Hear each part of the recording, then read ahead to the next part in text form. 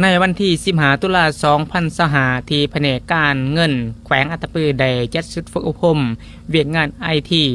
การกลุ่มครองนำใส่โปรแกรมพื้นฐานออโตเมชันและการแก้ไขปัญหาพื้นฐานและระบบคอมพิวเตอร์ให้แก่พนักงานรัฐกรของเขตการเงินแขวงและเมืองโดยการเป็นประธานของฐานบุญเพ่งพรหมจันทร์หัวหน้าข้างเงินประจำแขวงอัตตปือมีวิทยากรและสมณกรของเขตการเงินทั้งขันแขวงและหาตัวเมืองขะหวม29 คนฐานบุญเพ่งพรหมจันทร์หัวหน้าข้างเงินประจำแขวงอัตตปือได้กล่าวไขสุดอบรมว่า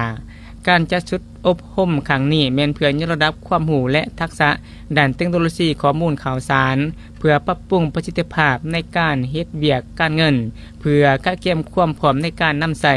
เครื่องมือไอทีในยุคดิจิตอลเพื่อกะเกียมการจัดตามปฏิบัติเวียกงานในระบบคุ้มครองรายรับรายจ่ายงบประมาณ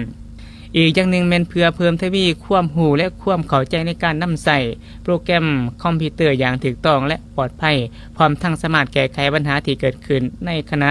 ใส่งานได้ด้วยตนเองการจัดอบรมในครั้งนี้เป็นส่วนหนึ่งในการพัฒนาทักษะด้านไอที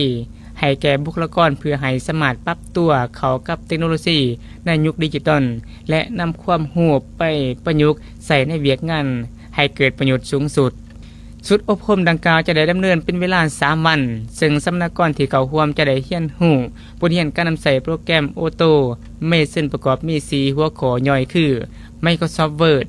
Microsoft Excel Microsoft PowerPoint และ Google Cloud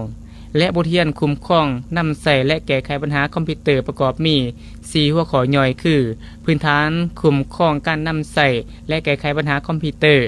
พื้นฐานการเชื่อมต่อระบบพื้นฐานโครงหลังเครือข่ายพื้นฐานความปลอดภัยคอมพิวเตอร์และการติดตั้งระบบปฏิบัติการ Windows